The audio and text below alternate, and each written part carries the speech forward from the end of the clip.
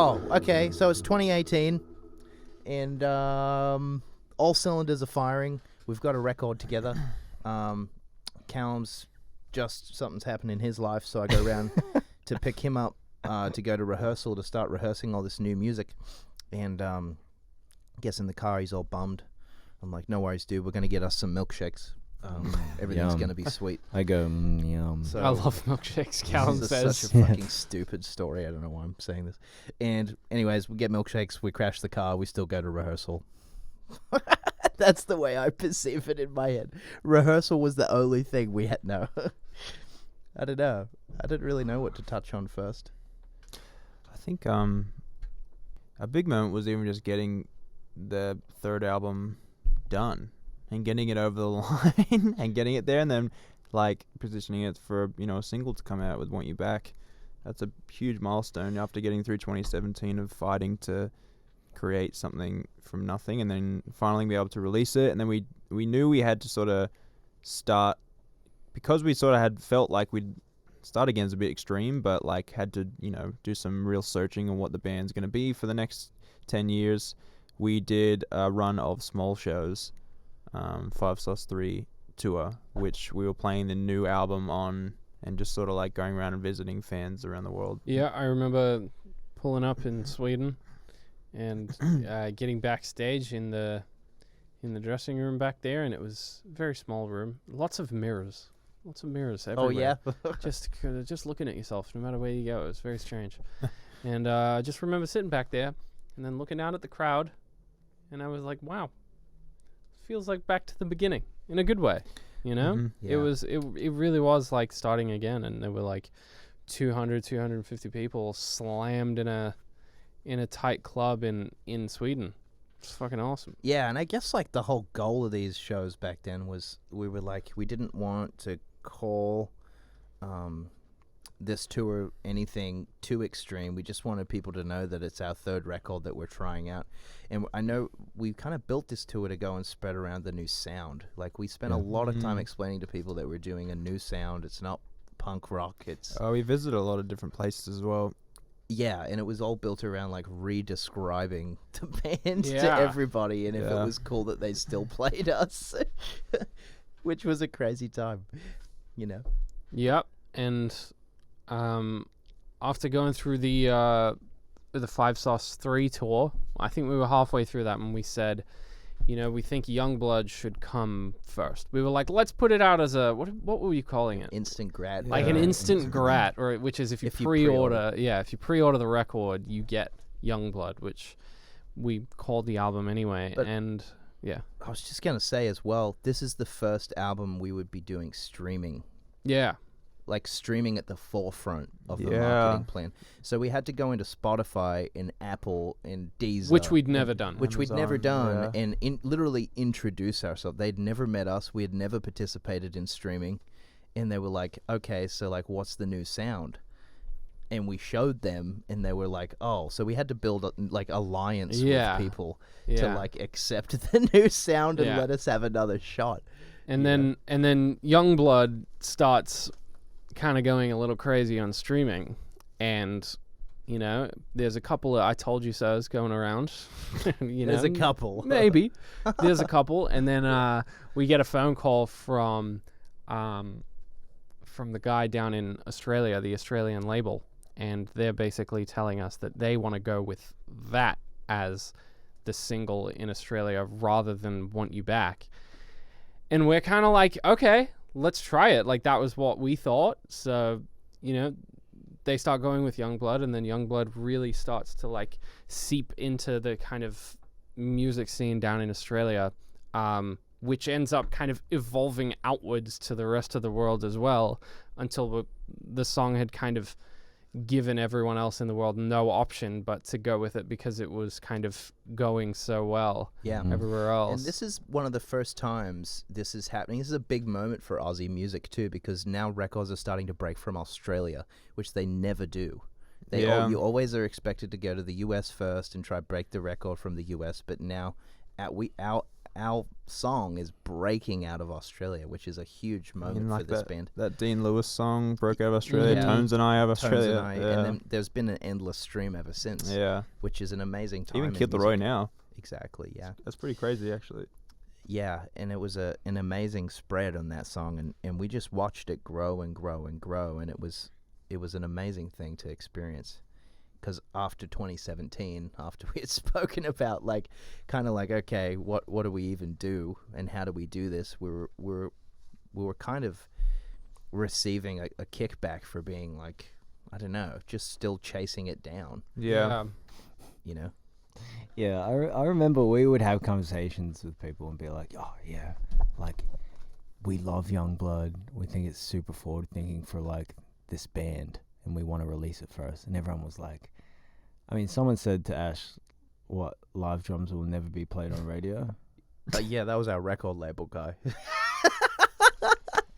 He's like, live drums, man, you gotta ditch the live drums. Yeah, so when Youngblood was doing so well, it was like a really comforting thing for this band, because that indicated that we could blend all our worlds and it still derive from an honest place, and it still have an impact on music culture, which was really cool. And for it to stem from Australia was really special as well, I think. Mm-hmm.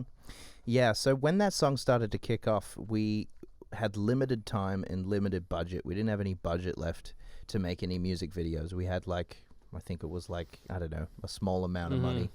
And so we didn't have time to film a video for it. So we ended up sending somebody to Japan. We're on a train somewhere. Yeah. And someone comes up to us and asks, I think it's fucking crazy, but we were in Japan. Yeah. I want to say we were in Japan on the train from Tokyo to Osaka, and someone came to us and said, hey, we want to film a video for Youngblood, but you don't have time. Like, you don't have a day off in the next 2 weeks that you can record a video. And I remember us being like, well, then fuck, like, what do we do? And then whoever it was said we could have a director go somewhere and film the video without us. Yeah, because at that time we were hell-bent on not being on the cover of everything because our image had been so exploited that we were like, well, how do we grow up?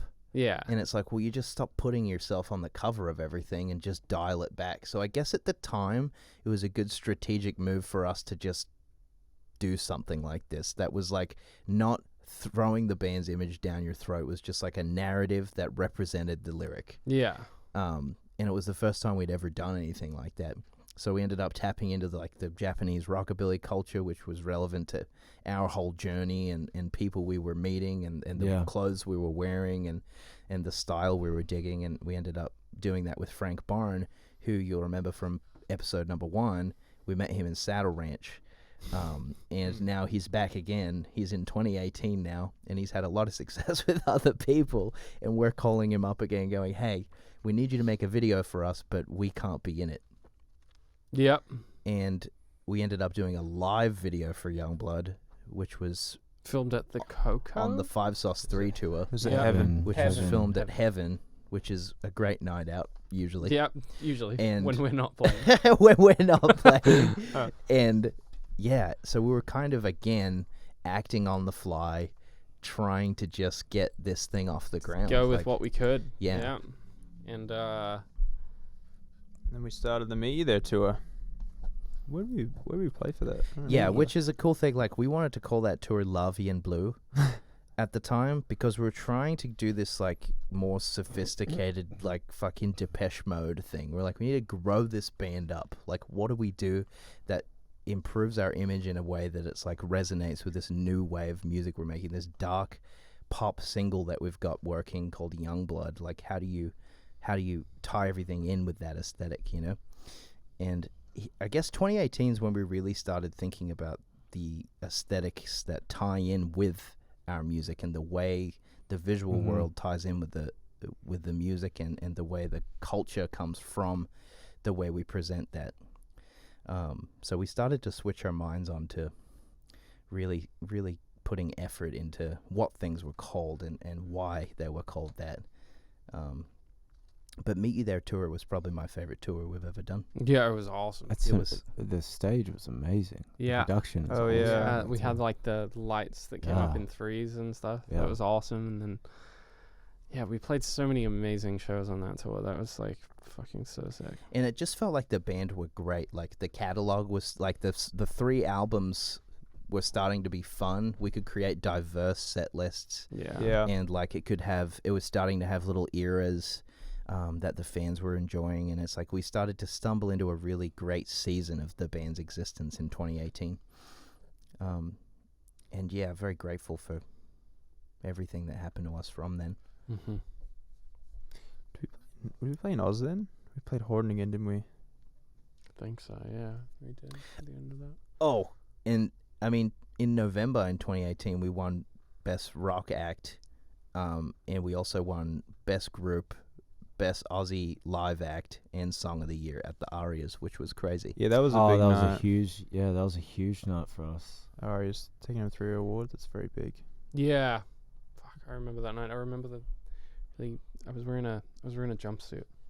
I was That's I was cool. very thankful I was wearing a jumpsuit because I wasn't sweaty. Oh, It's nice. nice. Yeah. I wore some weird Prince thing. Yeah, I think I remember. Yeah, I don't know why. I think it was cool. It was cool, Wasn't it? Yeah. kind of. Was it the thing that when you rubbed on it, it changed colors? That was for the carpet. Yes, Yeah, darling, yeah, that's the yeah. carpet. Yeah, that was the my carpet That look. was the carpet This outfit. tour was not nearly as long as other tours we'd done. Nope, and that was because we said we couldn't do No that more long. going on tour for 5 years, we Yeah. said. Yeah, we said no more touring. How long Um, was the tour? I think it was only like 3 months. 42 shows, I think it was. Oh yeah, How much? we did do a whole tour before that. So we're sitting on a plane. Flight's rammed. Not even a seat open. It's really busy. We're sitting there in our chairs, and then the guy, this is the week after our record had come out, Youngblood, and as we're sitting there, we're waiting to find out where we ended up charting for the week, on the Billboard charts or whatever. And we're sitting there, and the flight just continually keeps getting delayed. But we're not too upset because it means we have service and we can keep waiting for the information. Mhm. Where were we flying to? Chicago or something. Was it Chicago? Oh, flying out of Chicago back to LA. I have no idea. That's fine.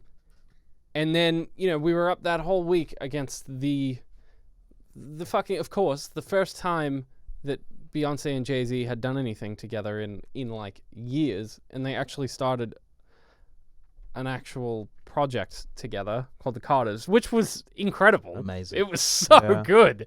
It was so insanely good. So we released our album, and we're like, oh, okay, we're fucked. Let's better luck next time. Yeah. And It was a surprise drop. yeah, by that surprise drop. And then as we keep going down the week, we're like, holy shit, like we might actually be able to do this. And then come that moment, sitting on the tarmac, waiting to take off, our manager walks over to us and says, guys, congratulations. You got a #1 album. And I Yeah. remember it was very emotional. Yeah, and I instantly we deboarded the plane, and I went to McDonald's, got a 20-pack to celebrate. I was right there. 20-pack of nugs. Yeah. I said, all right then. We celebrated I with said, a 20 number pack. one, let's get crazy. Yeah. He has Yeah. a 20 pack. Yep, I remember that. That was beautiful. Yeah. Nuggets never tasted better. No, they were success nuggets. Yes, they were. The best kind of nuggets. That is a huge moment. Yep. And I mean, it was just 2018 was really telling about how our career was going in Australia, and we'd really wanted our home country to accept and love us. Yeah, And we longed for it. it had really turned a page, it felt like, and it was beautiful for us. Yeah, definitely. I feel like maybe it wasn't the case, but for our whole career, because we started so young, we felt kind of like out of place in Oz. Like the public didn't really understand us, or didn't like us, or were indifferent to us in some whatever it was. And Youngblood, like, really made it all make Mhm. sense for them. It felt like, and it's 3 years later, and it's still It's number 12 today. it's still on the charts. Still so- charting Yeah, from wow. that moment. Damn, it's actually I think Still top 20. We're talking 2018, right? Yeah. That was the year that I started to become friends with you guys. I started to really get to know you. Yeah. I've really come to like you guys. Yeah. You know? Yeah, in the beginning I was a little iffy about it. I was like, oh, okay. Oh, mate, I was iffy for a long time. The rest of these guys. We probably should have went the other way, huh? What? 21 to 11. Why is that? I don't know. Yeah, no, I feel that. Maybe. But, Should we start again? we and could do this? only turn back time. For We'll release Lie to Me with Julia Michaels. So and we just don't even mention that. Yeah, whatever. You know, whatever. Whatever. Well, you got enough? It's another day. Yeah.